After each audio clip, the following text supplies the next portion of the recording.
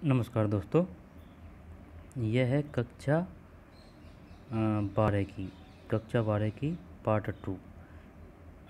इतिहास के कुछ विषय वो वाली पाठ्य पुस्तक है। पार्ट 2 है। पार्ट फर्स्ट पढ़ लिया अपन ने और पार्ट 2 में इसमें चल रहा है अपना 8वां पार्ट।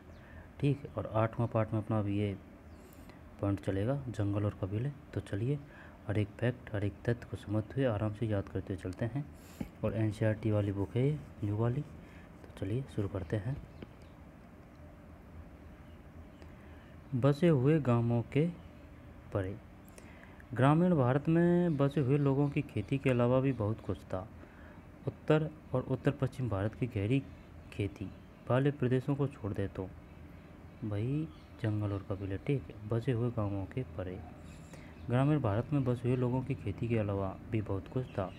उत्तर और उत्तर पश्चिम भारत की गहरी खेती वाले प्रदेशों को छोड़ दें तो ज़मीन के विशाल हिस्से जंगल या झाड़ियों खरबंदी से घिरे थे। झाड़ियों खरबंदी, ठीक है ना, खरबंदी या फिर बाढ़, है ना, से घिरे थे। ऐसे इलाके झारखंड सहित पूर्वी भारत, मध्य भारत, उत्तरी क्षेत्र जिसमें भारत नेपाल।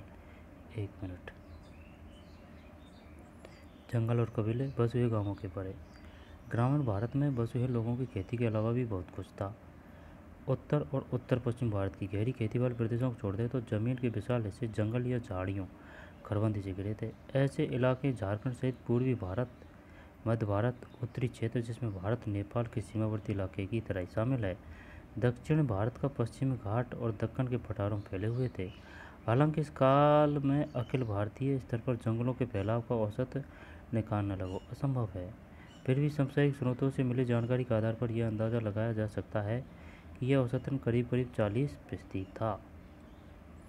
सांसारिक रचनाएं जंगल में रहने वालों के लिए जंगली शब्द का इस्तेमाल करती है, लेकिन जंगली होने का मतलब सभ्यता का नहीं होना बिल्कुल नहीं था।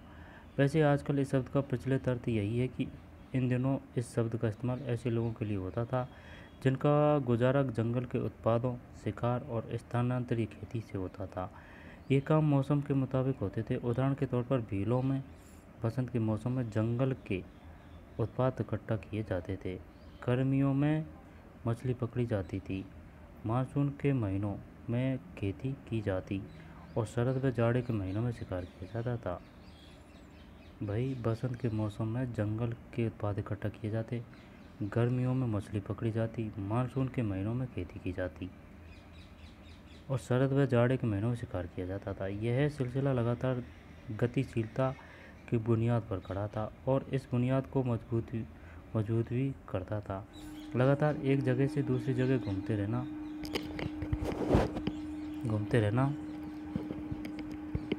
इन जंगलों में रहने वाले कबीलों की एक खासियत थी। जहाँ तक राज्य का सवाल है, उसके लिए जंगल उलटफेर वाला इलाका था। बदमाशों को शरण देने वाला अड्डा, मवास। बदमाशों को शरण देने वाला अड्डा, मवास। एक बार फिर हम बाबर की ओर देखते हैं तो जो कहता है कि जंगल एक ऐसा रक्षा कवच था जिसके पीछे परगना के लोग कड़े विद्रोही हो जाते थे और कर अदा करने से मुकर जाते थे।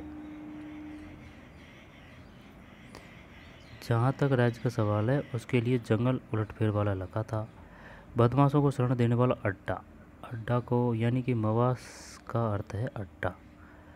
ठीक, ऐसे भी आ सकता है। बताइए, मवास का अर्थ है अड्डा। एक बार फिर हम बाबर की ओर देखते हैं जो कहता है कि जंगल एक ऐसा रक्षा कवच था जिसके पीछे परगना के लोग कड़े विद्रोही हो जाते थे और कर अदा करने से मुकर जाते थे।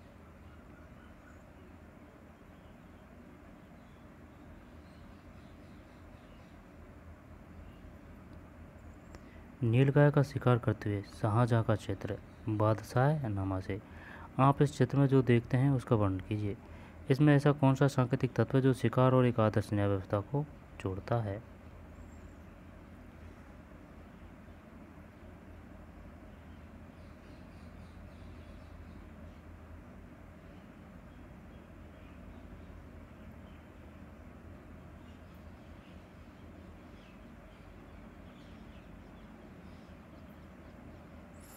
ये चित्र तो आधा तो वही है। पहले आ चुका है ये आधा, तो ये और इसमें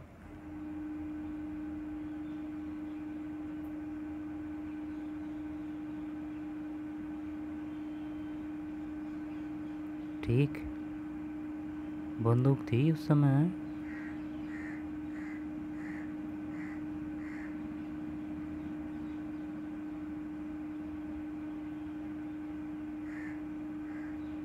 शिकार का चित्र है। कौन कर रहा है शिकार? शाहजहां। जंगलों में घुसपैठ। जंगल में भारी ताकतें कई तरह से घुसती थी। मसलन है, राज्य को सेना के लिए हाथियों की ज़रूरत होती थी, इसलिए जंगलवासियों से ली जाने वाली पेशकश में अक्सर हाथी भी शामिल होते थे।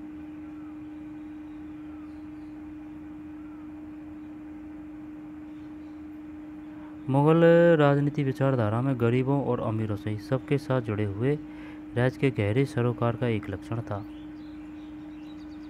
ठीक है। शिकार अभियान। दरबारी इतिहासकारों की माने तो शिकार अभियान के नाम पर बादशाह अपने विशाल साम्राज्य के कोने कोने का दौरा करता और इस तरह अलग अलग इलाकों के लोगों की समस्याओं और शिकायतों पर व्यक्तिगत रूप से गौर करता था। दरबारी कलाकारों के चित्रों में शिकार का विषय बार बार आता था। इन चित्रों में चित्रकार अक्सर छोटा सा एक ऐसा दृश्य डाल देते हैं जो सद्भावनापूर्ण शासन का संकेत देता था। परगना। मुगल प्रांतों में प्रशासनिक प्रमंडल था। परगना ये आ चुका है। बताइए, जो परगना की व्यवस्था थी यह किस काल से संबंधित है? मुगल, सल्तनत काल, गुलाम वंश। मुगल। पेशकश। मुगल राज्य के द्वारा ली जाने वाली एक तरह की भेंट थी पेशकश। परगना। मुगल प्रांतों में एक प्रशासनिक प्रमंडल था। परगना और पेशकश। कृषि बस्तियों के लिए जंगलों का सफाया। कृषि बस्तियों के लिए जंगलों का सफाया। यह 16वीं सदी में मुकुंदराम चक्रवर्ती की लिखी एक बंगाली कविता चंडी मंगल का एक अंश है। कविता के नायक काल केतु ने जंगल खाली करवा के एक साम्राज्य की स्थापना की। 1 मिनट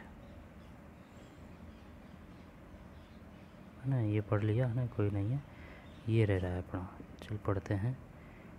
कृषि बस्तियों के लिए जंगलों का सफाया।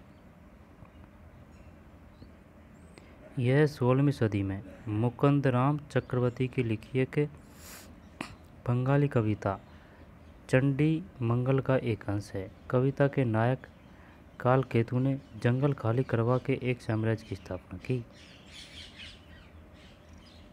कृषि बस्तियों के लिए जंगलों का सफाया।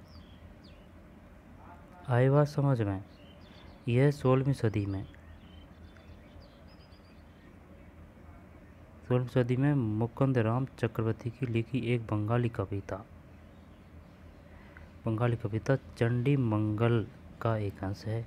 कविता के नायक काल केतु ने जंगल खाली करवा के एक साम्राज्य की स्थापना की। खबर मिलते ही परदेसी आने लगे तमाम जगहों से। फिर काल केतु ने खरीद कर बांटे। उनमें भारी भरकम चाकू, कुल्हाड़ी और भाले पर्चे। उत्तर से आए दास सैकड़ों मुड़ते हुए चकित देखकर काल केतु को, जिसने दी सुपारी एक एक को। दक्कन से आए फसल कटाई वाले एक उद्यमी के साथ 500। पश्चिम से आया जफर मियाँ, साथ में 22,000 लोग, हाथों में सुलेमानी मोती की माला जपते हुए पीरों और पैगंबर का नाम। जंगलों को हटाने के बाद उन्होंने बसाए बाजार। सैकड़ों की तादाद में विदेशी जंगलों को जैसे खा लिए और घुस आए वहाँ। कुल्हाड़ियों की आवाज़ सुनकर शेर डर गए और दहाड़ते हुए भाग निकले। कब किया ये? 16वीं सदी में।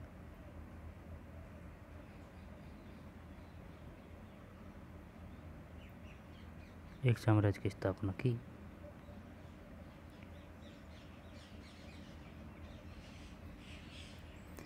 यह बंदर जंगल में घुसपैठ के कौन से रूपों को उजागर करता है? इसके संदेश की तुलना चित्र 8.9 में दिए गए लघु चित्र से कीजिए। जंगल में रहने वाले लोगों के अनुसार पद्यांश में किन्हें विदेशी बताया गया है? और विदेशी पहले विदेशी था, जो अब हो गया है विदेशी। विदेशी। अच्छा,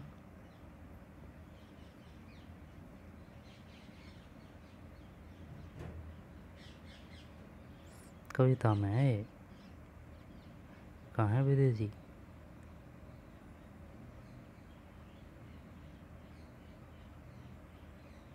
ये रिया विदेशी।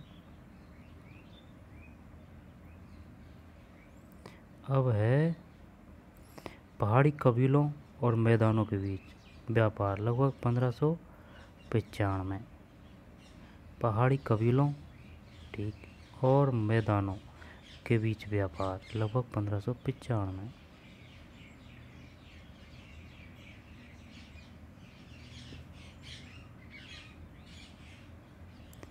अवध सूबे आज के उत्तर प्रदेश का हिस्सा के मैदानी इलाकों और पहाड़ी कबीलों के बीच होने वाले लेन देन के बारे में अबुल फजल ने कुछ इस तरह लिखा है।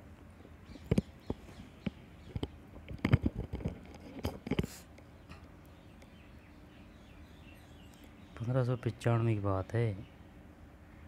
अवध सूबे आज के उत्तर प्रदेश का हिस्सा मैदानी इलाकों और पहाड़ी कबीलों के बीच होने वाले लेन देन के बारे में अबुल फजल ने कुछ इस तरह लिखा है। उत्तर के पहाड़ों से इंसानों, मोटे मोटे घोड़ों और बकरों की पीठ पर लादकर बेशुमार सामान ले जाए जाते हैं। उत्तर के पहाड़ों से, जैसे कि सोना, तांबा, सीसा, कस्तूरी, ठीक है, सुरागाय, याक की पूंछ, शहर, चुक, संतरे के रस और नींबू के रस को साथ उबालकर बनाए जाने वाला एक अम्ल। चुक जरूरी नहीं है ऐसे ही है, ऐसे भी आ सकता है। बताइए चुक। चुक का निम्नलिखित में से मतलब है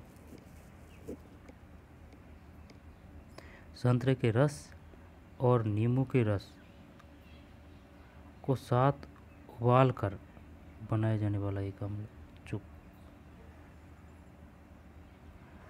अनारदाना, अदरक, लंबी मिर्च, मजीठ, मजीठ जिससे लाल रंग बनाया जाता है की जड़ें, सुहागा, जदबार, हल्दी जैसी एक जड़, मोम, ऊनी कपड़े, लकड़ी के सामान, चील, बाज, काले बाज, मरलिन, बाज पक्षी की ही एक किस्म, मरलिन, बाज पक्षी की ही एक किस्म, और अन्य वस्तुएं। इसके बदले वे सफ़ेद और रंगीन कपड़े, कहरुबा, एक पीला भूरा धातु जिससे गहने बनाए जाते थे, मोम, ऊनी कपड़े, लकड़ी के सामान, चील, बाज, काले बाज, मरलिन, बाज पक्षी की ही एक किस्म, और अन्य वस्तुएं। इसके बदले में सफ़ेद और रंगीन कपड़े, कहरुबा, एक पीला भूरा धातु। इसमें से आएगा क्वेश्चन।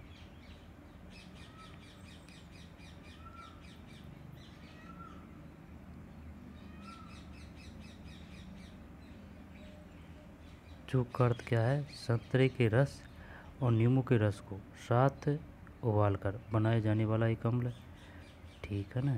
फिर मजीठ है जिससे लाल रंग बनाया जाता है, ठीक। फिर है जदबार, हल्दी जैसी एक जड़, हल्दी जैसी एक जड़, मोम, ऊनी कपड़े, लकड़ी के सामान, जदबार। मजीठ का अर्थ है जिससे लाल रंग बनाया जाता है,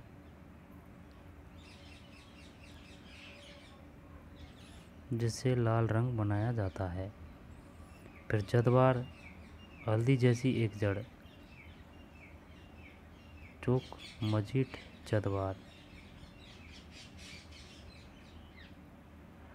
फिर है मरलिन, बाज पक्षी की ही एक किस्म, और अन्य वस्तुएं। इसके बदले वे सफ़ेद और रंगीन कपड़े, कहरुबा, एक पीला भूरा धातु जिससे गहने बनाए जाते थे,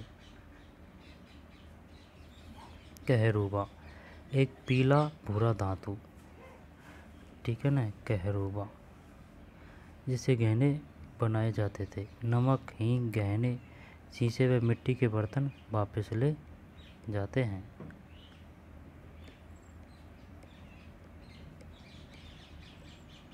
कहरुबा, एक पीला भूरा धातु जिससे गहने बनाए जाते थे। नमक, हींग, गहने और शीशे व मिट्टी के बर्तन वापस ले जाते हैं। चुक, मजीठ, जदवार, मर्लिन, फिर कहरुबा। इस अनुच्छेद में परिवहन के कौन से तरीकों का जिक्र किया गया है? आपके मुताबिक इसका इस्तेमाल क्यों किया जाता था? मैदानों से जो सामान पहाड़ ले जाए जाते थे, उनमें से हर एक वस्तु का किस काम में लाई जाती थी? इसका खुलासा कीजिए।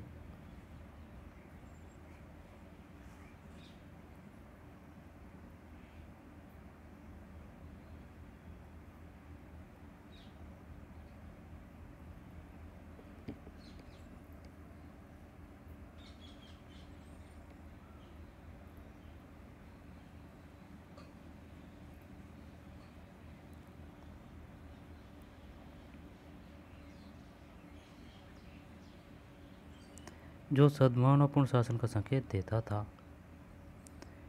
वाणिज्य खेती का असर बाहरी कारक के रूप में जंगलवासियों की जिंदगी पर भी पड़ता था।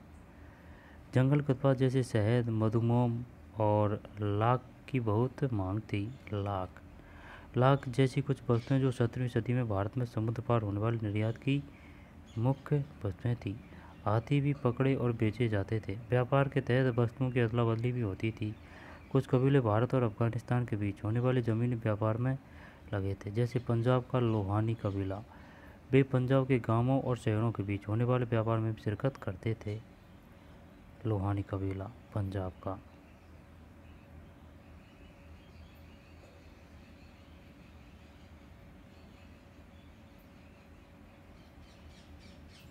सामाजिक कारणों से भी जंगलवासियों के बीच बदलाव आए।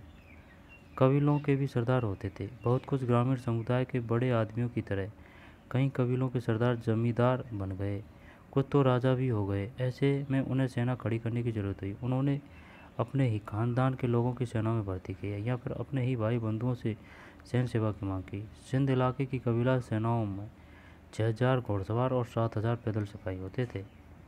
6000 घुड़सवार और 7000 पैदल सिपाही होते। असम में अहोम राजाओं के अपने पायक होते थे। पायक, असम, अहोम में किन राजाओं का शासन था? असम में अहोमों का था।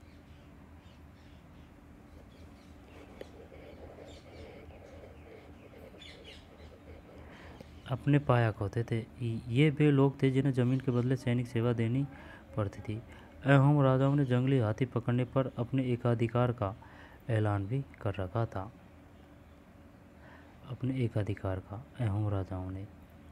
पायक अर्थ क्या है? असम में अहोम राजाओं के अपने पायक होते थे। ये वे लोग थे जिन्हें जमीन के बदले सैनिक सेवा देनी पड़ती थी।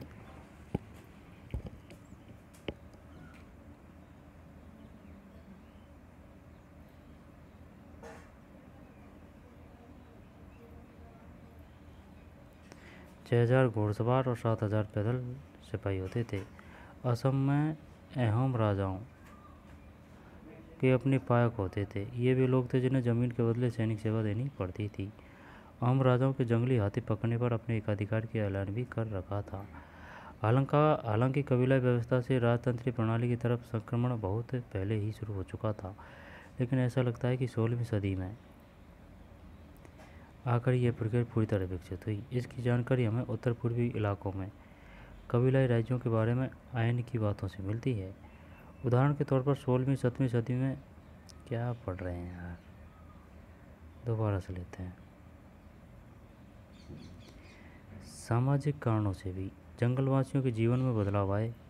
कबीलों को भी सरदार होते थे। बहुत कुछ ग्रामीण समुदाय के बड़े आदमियों की तरह कई कबीलों के सरदार जमींदार बन गए, कुछ तो राजा भी हो गए। ऐसे में उन्हें सेना खड़ी करने की जरूरत हुई। उन्होंने अपने ही खानदान के लोगों को सेना में भर्ती किया या फिर अपने ही भाई बंधुओं से सैन्य सेवा की मांग की। सिंध इलाके की कबीलाई सेनाओं में 6,000 घुड़सवार और 7,000 पैदल सिपाही होते थे। असम में अहोम राजाओं के अपने पायक होते थे। ये वे लोग थे जिन्हें ज़मीन के बदले सैनिक सेवाएं देनी पड़ती थी। अहोम राजाओं ने जंगली हाथी पकड़ने पर अपने एकाधिकार का ऐलान भी कर रखा था। असम अहोम राजाओं में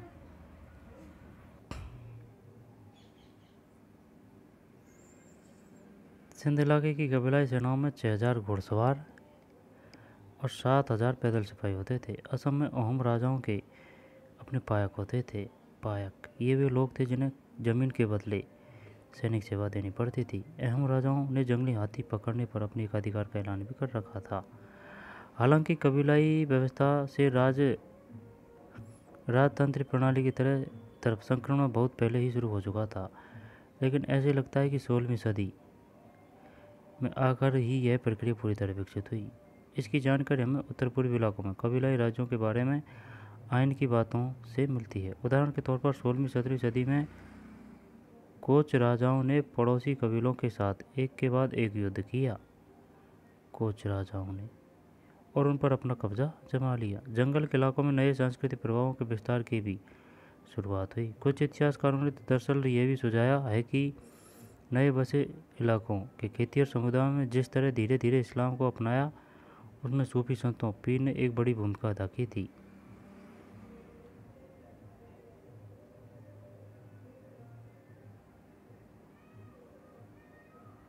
अध्यक्ष को देखिए, चर्चा कीजिए, पता कीजिए कि आपके प्रांत में किन क्षेत्रों को आजकल जंगल वाले इलाके के रूप में पहचाना जाता है। क्या इन इलाकों में आज जिंदगी बदल रही है? इन बदलावों की वजह वही है जिनका जिक्र हमने इस अनुभाग में किया है या उनसे अलग?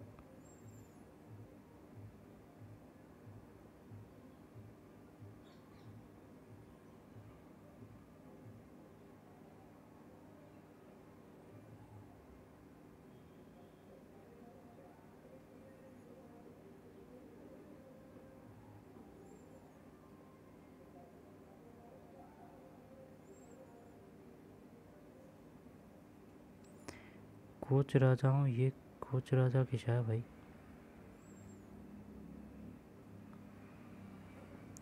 चल अब जमींदार आ रहा है ना।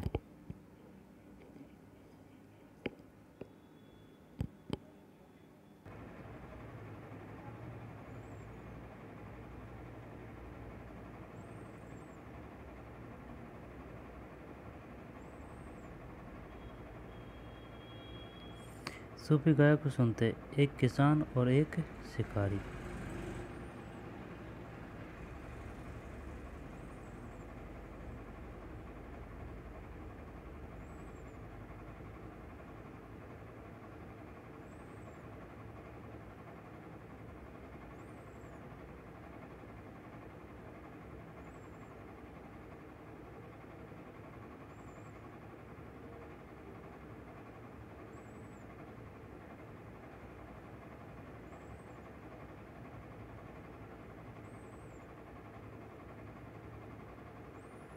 अब जमींदार पढ़ते हैं। एक बड़ी भूमिका अदा की थी। अध्यक्ष को देखिए, जमींदार।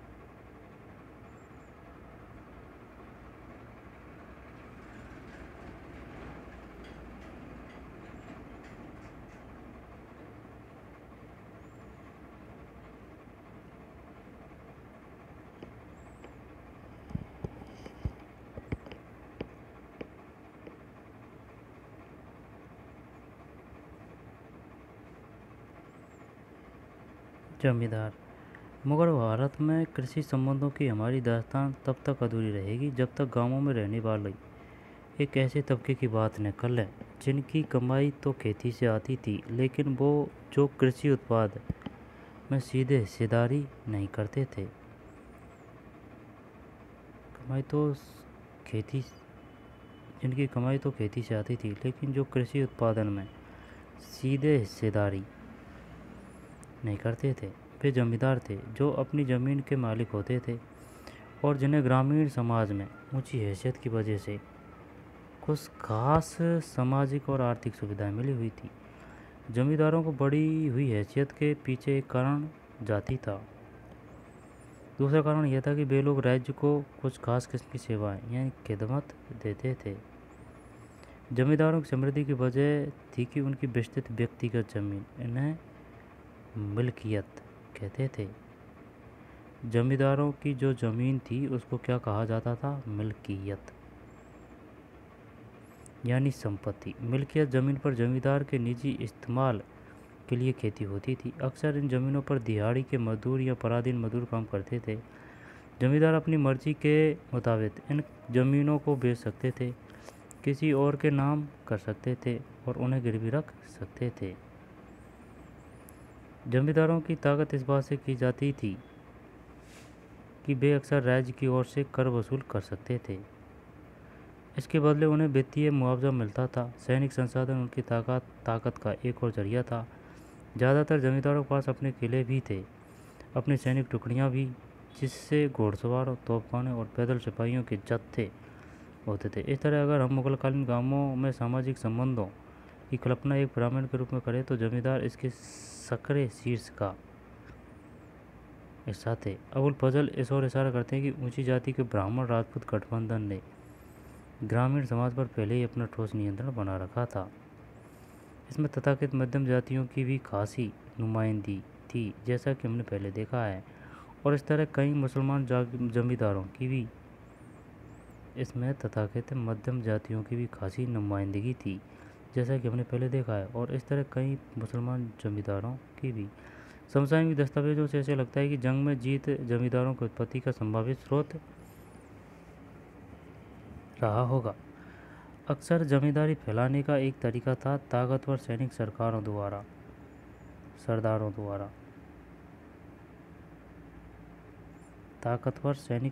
द्वारा कमज़ोर लोगों को बेदखल करना। मगर इसकी संभावना कम ही है कि किसी जमींदार को इतने आक्रामक रुख की इजाज़त राज्य देता हो, जब तक कि एक राज्यादेश सनद के जरिए उनकी पुष्टि पहले ही नहीं कर दी गई हो। सनद यानी कि राज्यादेश के जरिए उसकी पुष्टि पहले ही नहीं कर दी गई हो। इससे भी महत्वपूर्ण थी जमींदारों की पुख्ता करने की धीमी प्रक्रिया। जमींदारी को स्रोतों में इसके दस्तावेज भी शामिल है। ये कई तरीके से किया जा सकता था। नई ज़मीनों को बसाकर जंगलबारी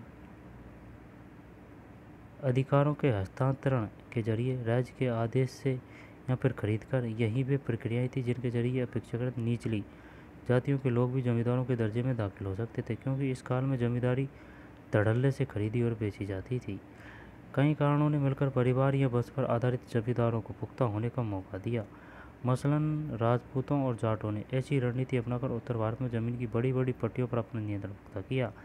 इसी तरह मध्य और दक्षिण पश्चिम बंगाल में किसान पशुचारियों जैसे सदकोप ने ताकतवर जमींदारियाँ खड़ी की। जमींदारी ने खेती लायक ज़मीनों को बसाने में अगुवाई की और खेतीहरों को खेती के साजो सामान वे उधार देकर उन्हें वहाँ बसने में भी मदद की। जमींदारों की खरीद फरोख्त से गांवों के मौद्रीकरण की प्रक्रिया तेजी आई। इसके अलावा जमींदार अपने मिल्कियत की ज़मीनों की फसल भी बेचते थे। ऐसे सबूत हैं जो दिखाते हैं कि जमींदार अक्सर बाजार हाट स्थापित करते थे या किसान भी अपनी फसलें बेचने आते थे। हालांकि इसमें कोई शक नहीं कि जमींदार शोषण करने वाला तबका था, लेकिन किसानों से उनके रिश्तों में पारस्परिकता, पैतृकवाद और संरक्षण का फूट था। दो पहलू इस बात को पुष्टि करते हैं कि एक तो ये कि भक्ति संतों ने यहाँ बड़ी बेबाकी से जातिगत और दूसरी किस्मों के अत्याचारों की निंदा की। अध्याय 6 भी देखिए। वहीं उन्होंने जमींदारों को या फिर दिलचस्प बात है साहूकारों को किसानों के शोषण या उन पर अत्याचार करने वालों के रूप में नहीं दिखाया।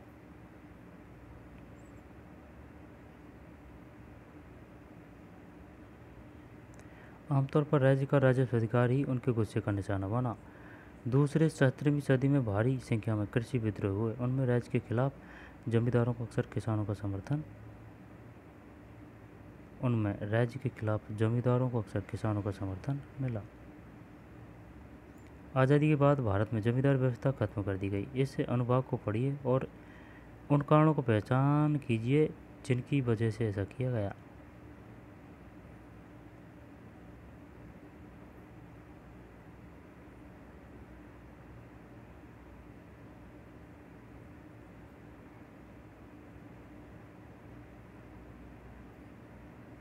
मिल्कियत।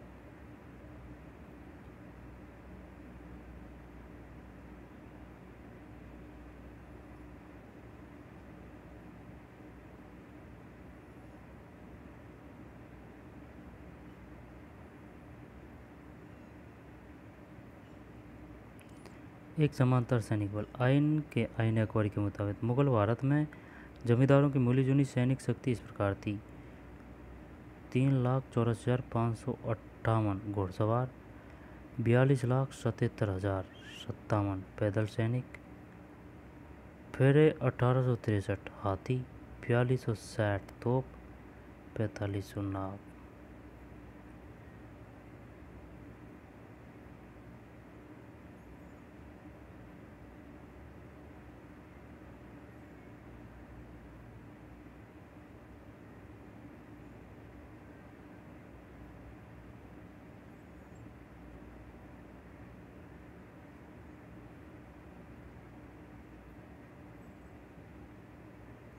अब है भूराजस्व प्रणाली। ठीक, भूराजस्व प्रणाली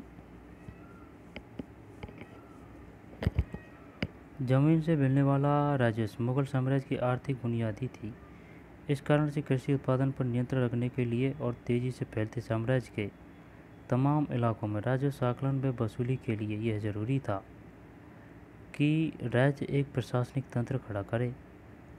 दीवान, जिसके दफ्तर पर पूरे राज्य की वित्तीय व्यवस्था के देखरेख की जिम्मेदारी थी,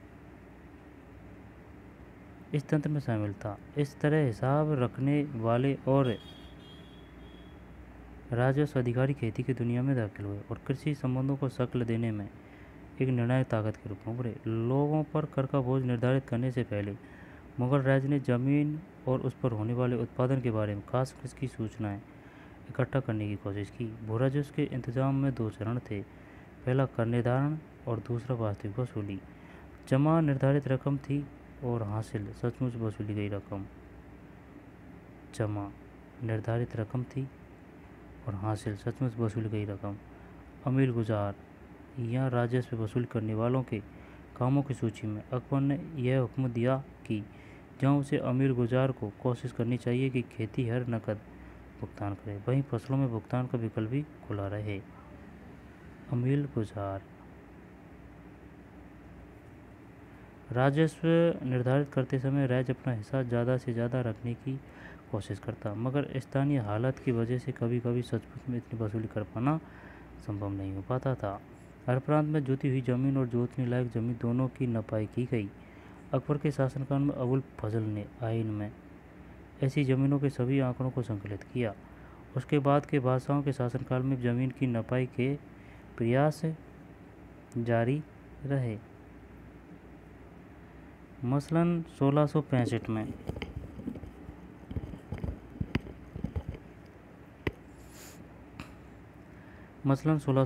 में औरंगजेब ने अपने राजस्व अधिकारियों को स्पष्ट निर्देश दिया कि हर गांव में खेतीहरों की संख्या का सालाना हिसाब रखा जाए। स्रोत 7। इसके बावजूद सभी इलाकों की नई नपाई सफलतापूर्वक नहीं हुई।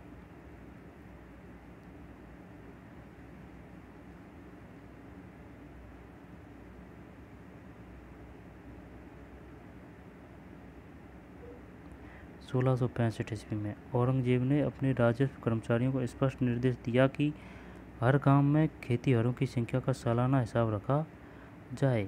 इसके बावजूद सभी इलाकों की नपाई सफलतापूर्वक नहीं हुई।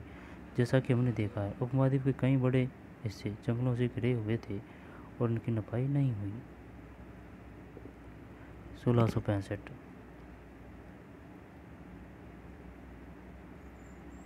अमीन एक मुलाजिम था जिसकी जिम्मेवारी यह सुनिश्चित करना था कि प्रांतों में राजकीय नियम कानूनों का पालन हो रहा है। अमीन एक मुलाजिम था जिसकी जिम्मेदारी यह सुनिश्चित करना था कि प्रांतों में राजकीय नियम कानूनों का पालन हो रहा है। अमीन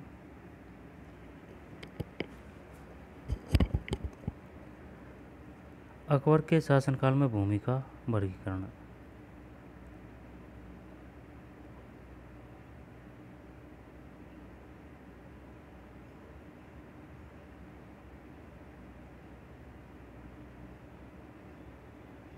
अकबर के शासन में भूमि का वर्गीकरण।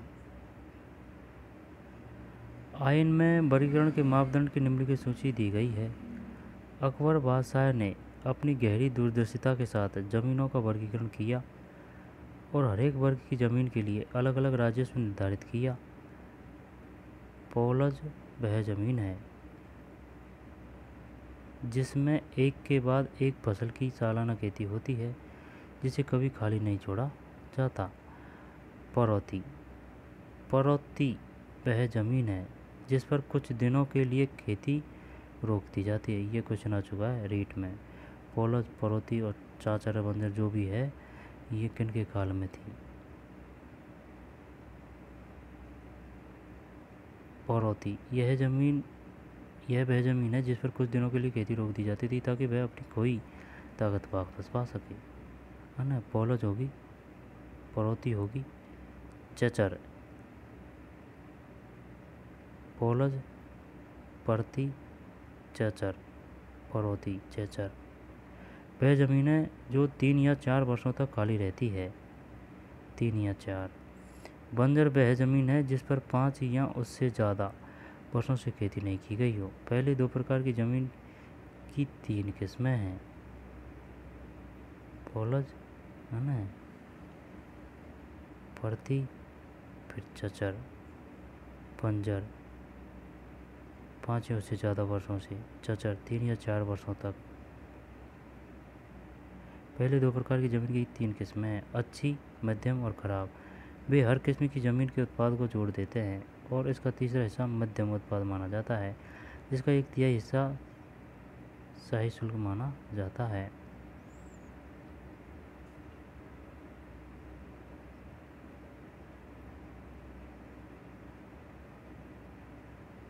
कुछ दिनों के लिए, 3-4 वर्षों के लिए, 5 या उससे ज़्यादा वर्षों से।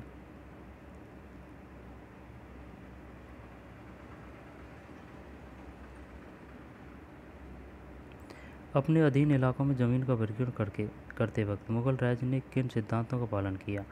राजस्व निर्धारण किस प्रकार किया जाता था? अमीन एक मुलाजिम था। हो रहा है या नहीं, है ना भाई?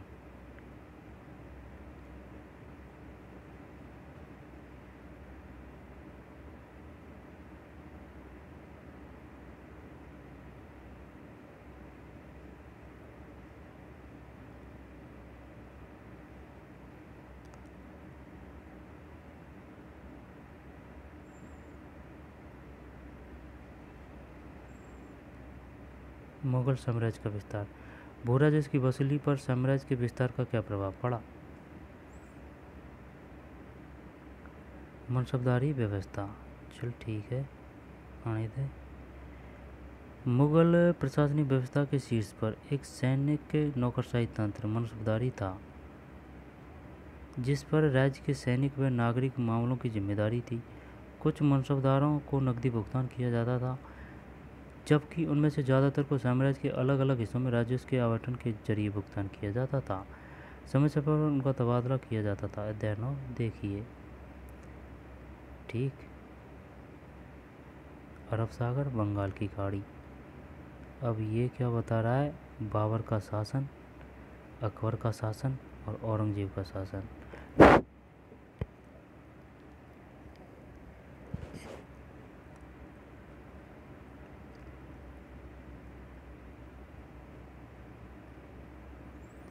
समरकंद, बल्ख, ये बाबर का शासन है, यहाँ से ले नीचे तक, है ना। जब समरकंद, बल्ख, काबुल, कंधार, लाहौर, पानीपत, दिल्ली, आगरा।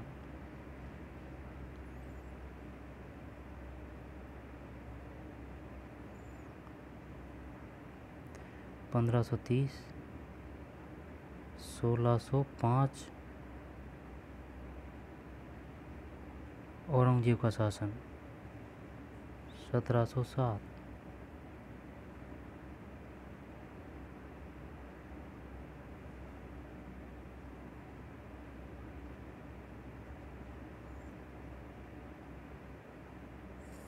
औरंगजेब के टाइम बहुत विस्तार हुआ भाई साम्राज्य को।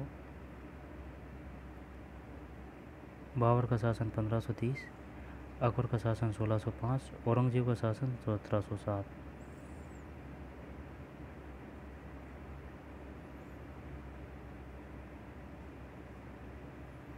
आमेर, अजमेर, पटना, रोहतास, गोवा, बंगाल की खाड़ी। ठीक।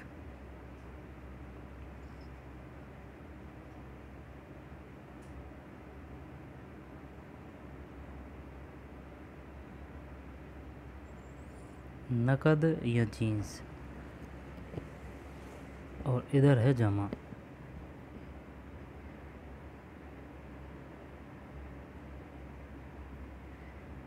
ठीक है, नकद या जीन्स। आयन से यह एक और अनुच्छेद है। अमील गुजार सिर्फ नकद लेने की आदत न डालें, बल्कि फसल लेने के लिए तैयार रहे। यह बाद वाला तरीका कई तरह से काम में लाया जा सकता है। पहला, कणकूद। हिंदी जुबान में कण का मतलब है अनाज और कूद का अंदाज़ा। अगर कोई शक हो तो फसल को 3 अलग अलग बुलंदों में काटना चाहिए: अच्छा, मध्यम और बदतर। अमील गुजार सिर्फ नकद लेने की आदत न डालें, बल्कि फसल भी लेने के लिए तैयार रहें। यह बाद वाला तरीका कई तरह से काम में लाया जा सकता है। पहला, कणकूद।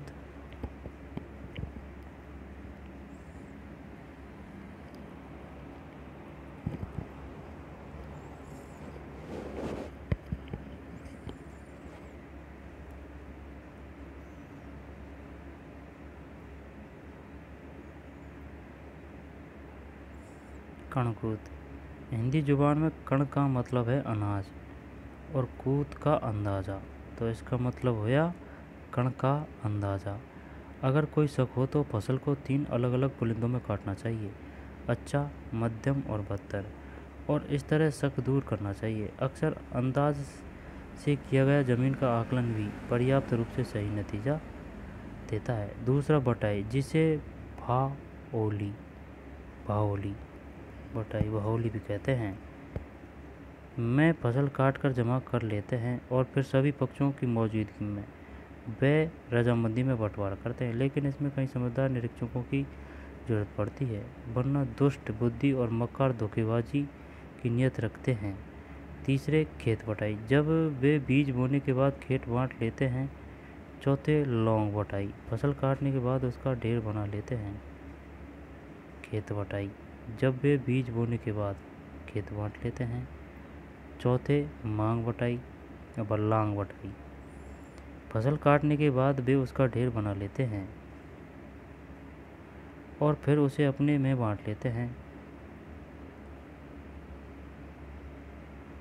और हर एक पक्ष अपना हिस्सा कर ले जाता है और उससे मुनाफा कमाता है। जब इसमें से आएगा क्या, बताइए, लांग बटाई क्या है? लौंग बटाई। लौंग बटाई, ये तो होगी लौंग बटाई। फिर खेत बटाई, जब वे बीज बोने के बाद खेत खेत बांट लेते हैं।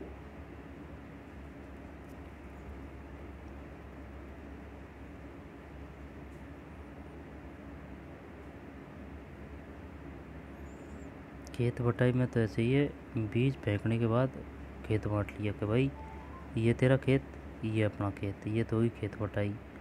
लौंग बटाई का मतलब है वे उसका ढेर बना लेते हैं और फिर उसे अपने में बांट लेते हैं।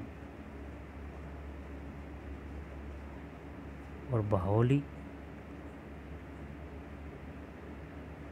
फसल काट कर जमा कर लेते हैं, फिर सभी पक्षों की मौजूदगी में रजामंदी में बंटवारा करते हैं, लेकिन इसमें कई समाधान निरीक्षणों की ज़रूरत पड़ती है।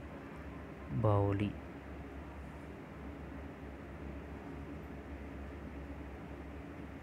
इसमें से क्वेश्चन आएगा 100%।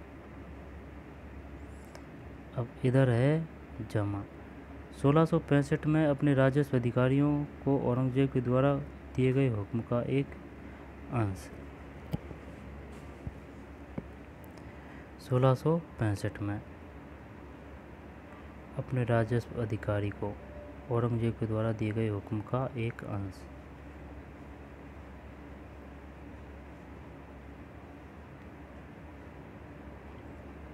वे परगनाओं के अमीनों को निर्देश दें कि वे हर गांव, हर किसान असामीवार के बाबत खेती के मौजूदात पता करें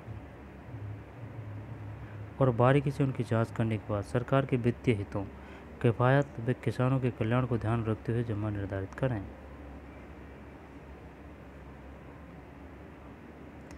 क्या आपको मुगलों की भूराजस्व प्रणाली की एक लचीली व्यवस्था मानेंगे? भूराजस्व प्रणाली को एक लचीली व्यवस्था मानेंगे?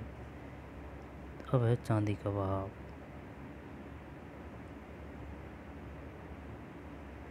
इसमें तो कोई खास है नहीं, है ना, इसमें ही है।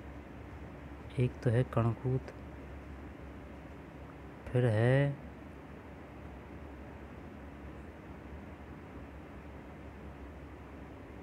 दूसरा है बटाई, जिसे बाहुली भी कहते हैं, यानी कि बटाई को बाहुली भी कहा जाता है।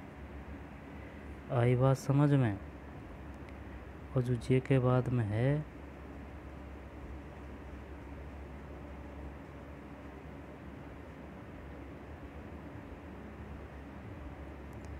खेत बटाई, फिर लौंग बटाई।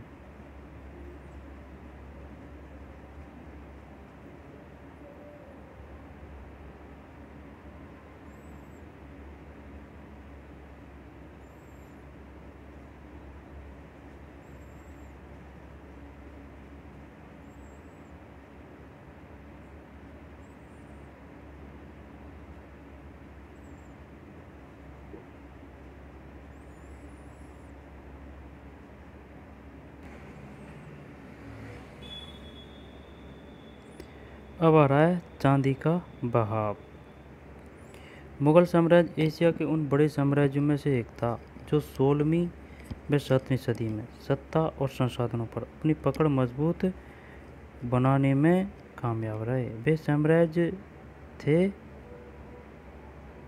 मिंग चीन में, पहावी ईरान में और ओटोमन तुर्की में।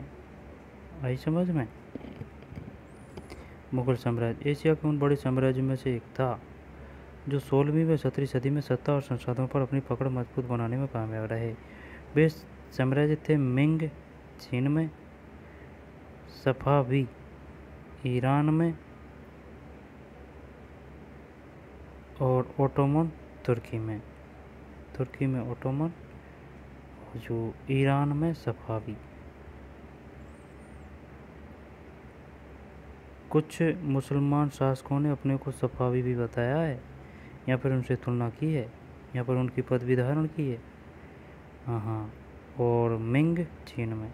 इन साम्राज्यों की राजनीतिक स्थिरता ने चीन से लेकर भूमध्य सागर तक जमीनी व्यापार का जीवंत जाल बिछाने में मदद की। खोजी यात्राओं से और नई दुनिया के खुलने से यूरोप के साथ एशिया के खास कर भारत के व्यापार में भारी विस्तार हुआ। इस वजह से भारत के समुद्र पार व्यापार में एक और भौगोलिक विविधता आई तो दूसरी ओर कई नई वस्तुओं का व्यापार भी शुरू हो गया। लगातार बढ़ते व्यापार के साथ भारत से निर्यात होने वाली वस्तुओं का भुगतान करने के लिए एशिया में भारी मात्रा में चांदी आई। इस चांदी का एक बड़ा हिस्सा भारत की तरफ खिंच गया। यह भारत के लिए अच्छा था क्योंकि यहाँ चांदी के प्राकृतिक संसाधन नहीं थे। नतीजतन 16वीं से 18वीं सदी के बीच भारत में धातु मुद्रा, खासकर चांदी के रुपयों की उपलब्धि में अच्छी स्थिरता बनी रही। इसके साथ ही एक तरफ तो अर्थव्यवस्था में मुद्रा संचार और सिक्कों की ढलाई में अभूतपूर्व विस्तार हुआ। दूसरी तरफ मुगल राज्य को नकदी कर उगाने में आसानी हुई। इटली के एक मुसाफिर जोवान्नी कारेरी जो लगभग 1690 ईस्वी में भारत से होकर गुजरा था, ने इस बात का बड़ा सजीव चित्र पेश किया है। बताइए, जोवान्नी कारेरी कौन था? एक मुसाफिर था, यानी कि यात्री था। कब आया था? 1690 में। कहाँ का था? इटली का। ये कभी नहीं पढ़ा भाई अपन ने।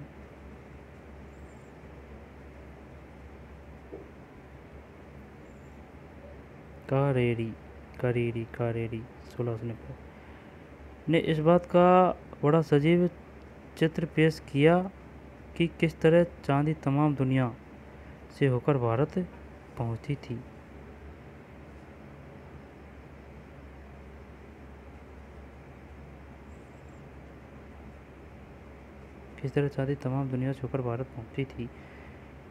उसी से हम यह भी पता चलता है कि 17वीं सदी के भारत में बड़ी अद्भुत मात्रा में नकद वस्तुओं का आदान प्रदान हो रहा था।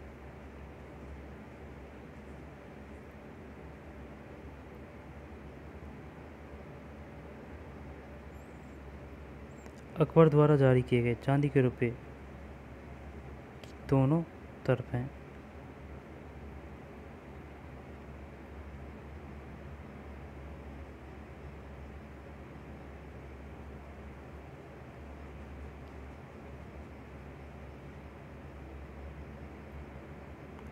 औरंगजेब द्वारा जारी किया गया चांदी का रुपया, ये तो रुपया है चांदी का, और ये है अकबर का। यार अगर देखे जाए तो औरंगजेब का बढ़िया था। ठीक, यूरोपीय बाजारों की मांगों को पूरा करने के लिए भारतीय उपमहाद्वीप के वस्त्र उत्पादन का एक उदाहरण।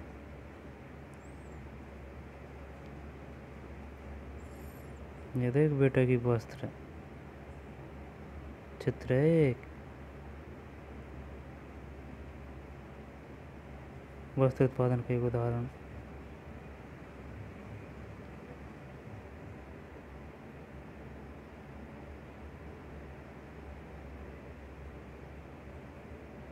ये कपड़ा ही है भाई, समझ में, चित्र नहीं, कपड़ा ही है। पता लगाइए कि वर्तमान में आपके राज्य में कृषि उत्पादन पर कर लगाए जाते हैं या नहीं। आज की राज्य सरकारों की राजकोषीय नीतियों, मुगल राजकोषीय नीतियों, समानताओं और भिन्नताओं को समझाइए। ठीक, अब आगे चलते हैं। भारत में चांदी कैसे आई? ठीक, इसको पढ़ते हैं वह। जोवान्नी कारेरी के लेख, बर्नियर के लेख पर आधारित के निम्नलिखित अंश से हमें पता चलता है कि मुगल साम्राज्य में कितनी भारी मात्रा में भारत से धन आ रहा था। मुगल साम्राज्य की धन संपत्ति का अंदाजा लगाने के लिए पाठक इस पर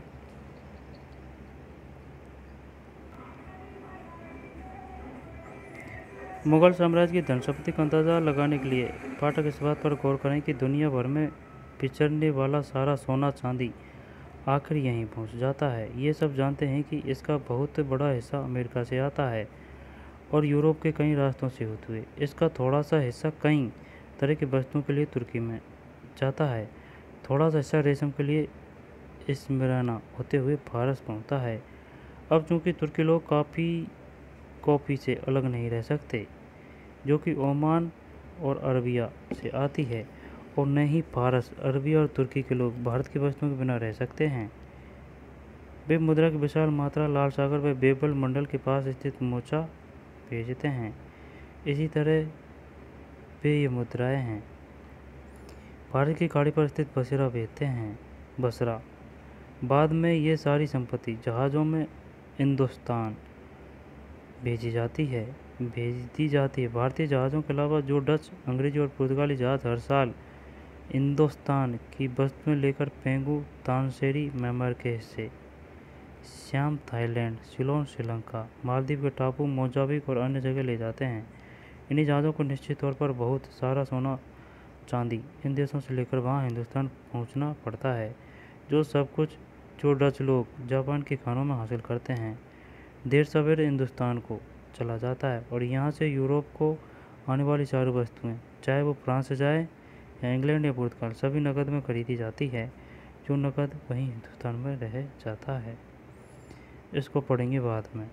ठीक, अबुल फजल की आईन अकबरी, इसको दो बार पढ़ लें आ रहे हैं।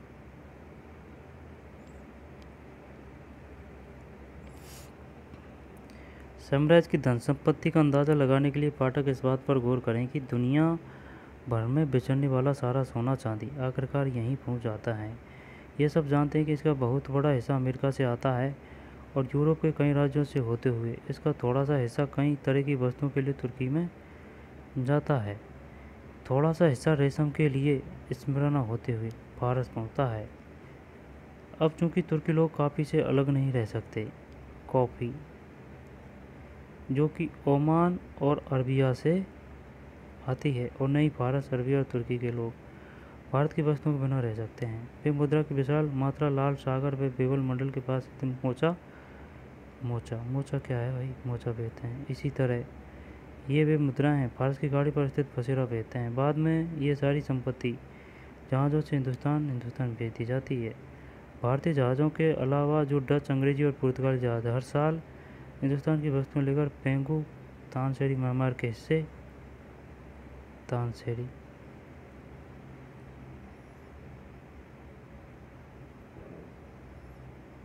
श्याम थाईलैंड को कहा जाता था, तानसेरी म्यांमार के हिस्से, सिलोन श्रीलंका, मालदीव के टापू, मोजाम्बिक अन्य जगह ले जाते हैं। इन्हीं जहाज़ों को निश्चित तौर पर बहुत सारा सोना चांदी इन दो देशों से लेकर वहाँ हिंदुस्तान पहुँचना पड़ता है।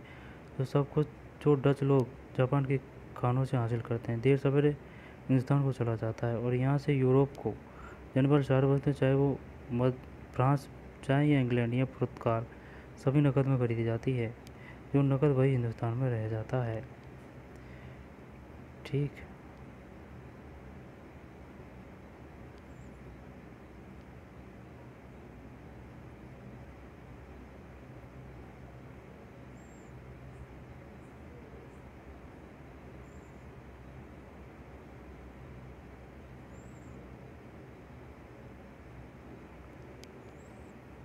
तो अब इसको पढ़ेंगे अपन बाद में।